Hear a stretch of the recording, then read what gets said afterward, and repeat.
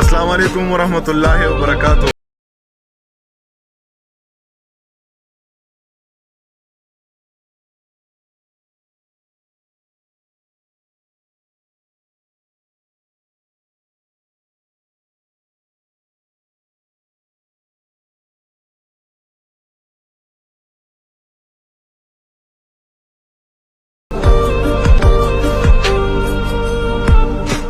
ملګرو د حرم په باره کې در سره نوې خبر هغه شیر کومه. د حرم کم مامو چې دی هغه په ټیک ټاک یو ویډیو اپلوډ کړی ده په کم کې چې وایي د حرم طبیعت هغه د مخکیني نه اوس ډېر ښه دی. یعنی داسې که موږ وګورو په هغې چې کومه ویډیوګانې اپلوډ کړې وې د هغې نه پس بیا مختلف ټیک ټاکرانو هم ویډیو جوړ کړی وي او ټولو خلکو ته دا وینا کوله چې آیا حرم کومه وړه ماشومه چې ده هغې ته خپلې خصوصي دعاګانې ورکوئ چې الله تعالی وله روغ صحت ورکړي.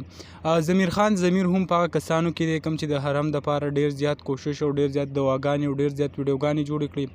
یو بل نوی ویډیو هم راغلو هغه هم تاسو کته د دې نه مخکې 3-4 ویډیو هغې هم جوړه کړې وې په کوم کې چې د حرم دپاره د دوا درخواست کړی و چې حرم ته ډېرې دواګانې کوئ. تاسو ته دې معلومه وي حرم دا وخت په سعودي عرب په یو نجي هسپتال کې داخل ده.